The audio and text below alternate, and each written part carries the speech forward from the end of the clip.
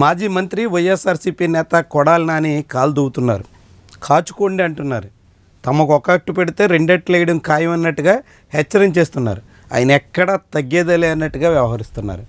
తన చిరకాల మిత్రుడు, సన్నిహితుడు, ఒకనాటి సాటి ఎమ్మెల్యే వల్లభనేని వంశీ జైలు పాలైనటువంటి నేపథ్యంలో తాజాగా కొడాలి నాని చేసిన కామెంట్స్ ఆసక్తికరంగా కనిపిస్తున్నాయి. కొడాలి నాని గడిచిన వారం రోజులుగా ఏమయ్యారు అంటూ విస్తృతంగా చర్చ సాగింది. ఆయన భయపడ్డారా అంటూ ప్రచారం సాగింది.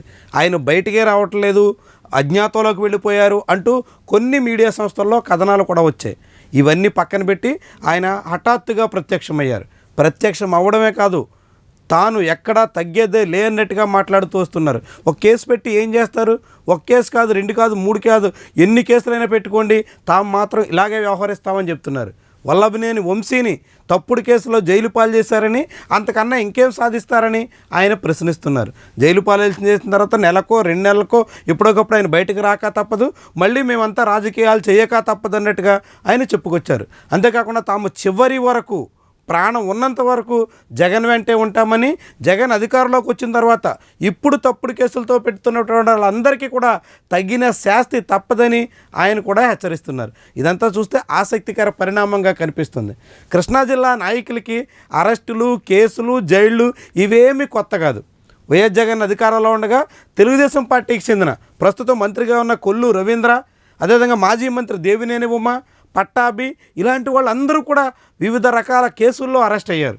అరెస్ట్ అవ్వడమే కాదు, వాళ్ళని వేధించి వెంటాడి అరెస్ట్ చేసి మళ్ళీ తీసుకొచ్చి సెంట్రల్ జైల్లో పెట్టారు. సెంట్రల్ జైలు పాలైనటువంటి వీళ్ళంతా కూడా మళ్ళీ బెయిల్పై బయటకు వచ్చారు, రాజకీయాలు చేశారు.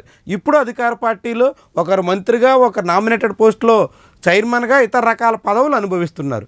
ఇదే పద్ధతిలో ఇప్పుడు వైఎస్ఆర్సీపీలో కూడా అదే కృష్ణా జిల్లాకు చెందినటువంటి వల్లభనేని వంశీ జైలుకి వెళ్ళారు. ఆ తర్వాత కొడాలి నానిని కూడా జైలుకు పంపుతామని టీడీపీ నేతలు హెచ్చరిస్తున్నారు. ఆయనతో పాటుగా పేర్ని నాని, జోగి రమేష్ ఇట్లా చాలామంది పేర్లని బయటికి ప్రస్తావిస్తున్నారు. ఏవైనా వీళ్ళందరికీ జైలు పాలైనప్పటికి కూడా రాజకీయాలు చేయడానికి మాత్రం ఎటువంటి డోకా ఉండదని గతంలో తెలుగుదేశం పార్టీ హయాంలో జరిగినటువంటి పరిణామాలు చాటుతున్నాయి. కాబట్టే ఇప్పుడు కొడాలి నాని ఇంత ధైర్యంగా, ఇంత ధీమాగా మాట్లాడేటువంటి పరిస్థితి వచ్చిందా అనేటువంటి సందేహం కలుగుతుంది. ఏమైనా కేసులు పెట్టి తమను లోపలేసేందుకు తగ్గట్టుగా తెలుగుదేశం పార్టీ ఇప్పటికే ప్రణాళిక రచించింది అనే ఒక నిర్ణయానికి కొడాలి నాని, వల్లభనేని వంశీ, జోగి రమేష్, పేర్ని నాని ఇలాంటి నేతలంతా వచ్చినట్టుగానే కనిపిస్తుంది. తాము ఎప్పుడోకప్పుడు ఈ ప్రభుత్వ హయాంలో జైలుకి వెళ్ళక తప్పదు అని నిర్ణయం తీసుకున్నట్టుగానే కనిపిస్తుంది. మెంటల్గా జైలుకి వెళ్ళడానికి ప్రిపేర్ అయినట్టుగానే వారి ధోరణి కనిపిస్తుంది.